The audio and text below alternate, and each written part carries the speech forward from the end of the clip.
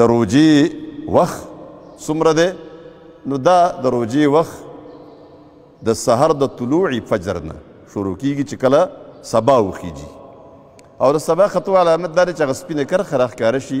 د دې نن سبا وختونه چونکې معلوم دي، د دې سبا د خطو نه یو څو منټه مخکې پورې خوراک څښاک بندول پکار دي چې سړی د خوراک څښاک بند کي او روجې ته دې ځان تیار کړي، نو د سبا خطو نه پس بیا خوراک څښاک حرام شي. البته یو گنجایش داسې پکې دی چې یو کس ډیر بالکل ناوخته پاڅېده او که خوراک ونه کړي نو په ورځ کې به هغه ته پوره تکلیف وي. نبی کریم صلی الله علیه وسلم فرمایي، صحیح حدیث دی، من سمع النداء والاناء فی یده فلیقض منها حاجته. یو سړي په لاس کې بالکل د خوراک لوښی دی او آواز یې واورېده، نو د دې آواز پورې د اذان په دې دوران کې دومره څه دی وخوري چې د حاجت پې پوره کیږي، د لوږه پې دپه کیږي.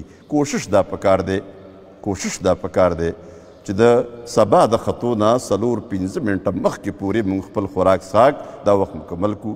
او د دې آخري وخت هغه غروب آفتاب چې کله نور پرېوځي د هغه وخت هم معلوم دی، که څه د سکندونو په حساب فرق راشي پکې نو دې کې څه فرق نه پرېوځي. لیکن نبی کریم صلی الله علیه وسلم حکم کړی دی چې تاسو یو خو سحري وکئ، پېشمنۍ خامخا وکئ. بعضې خلک ماسخوتن ناوخته ډوډۍ وخوري بیا ایسته وده شي، سهار راپاسي مانځله، یا و چې بس موږ خو بس پېشمنۍ مو شو، داسې نه ده. نبی کریم صلی الله علیه وسلم حکم کړی دی، تسحروا فإن فی السحور برکه. تاسو پېشمنۍ خامخا کوئ، په پېشمنۍ کې برکت دی.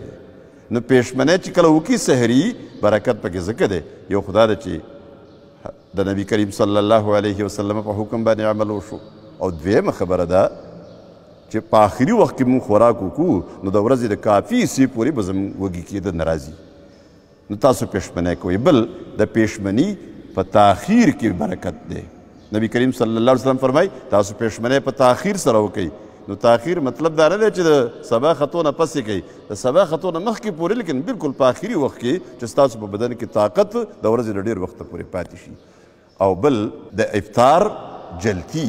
بعضې خلک دا وایي چې یاره په افطار کې به موږ یو 15 منټه زیات وخت ولګو چې ثواب ډېر وشي. نو ثواب ډېر نه دی په دې کې، بلکې چې څنګه د الله حکم وشو دقه حکم سره سم روژه ماتول، بالکل په ټیم باندې روژه ماتول. نبی کریم صلی الله علیه وسلم فرمایي زما امت به همیشه په خیر باندې وي تر څو پرې ما عجلوا الفطره، تر څو چې دوی په افطار کې جلدي کوي.